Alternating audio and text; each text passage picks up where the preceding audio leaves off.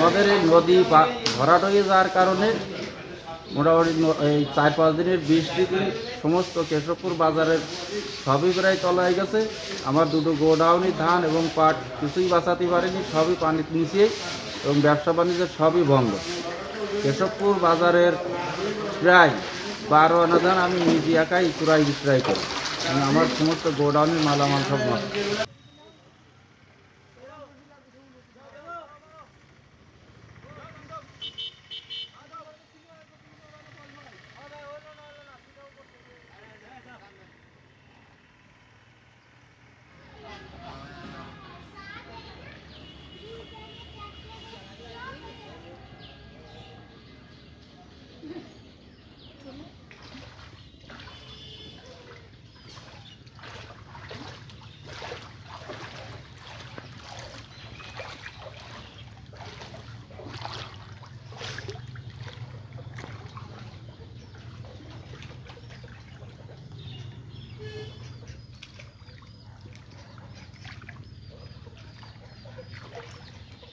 রাস্তায় এইভাবে এর আগে 1 তারিখও 8-10 দিন জল ছিল, মানুষ চলাফেরা করতে পারতেছে না। এখনও এরকম 8-10 দিন যদি রয়েছে, এখনও কতদিন থাকবে তার কোনো ঠিক নেই। 2-3 দিন বৃষ্টি হওয়ার কারণে পানির জলাবদ্ধতা বেড়ে গেছে, পানি সরছে না, পানি আর উদন উঠছে নদীর থেকে আর উঠছে। এখন আমাদের চলাফেরা বেচাকেনা খুব সমস্যা, লোকজনও চলতে পারছি না।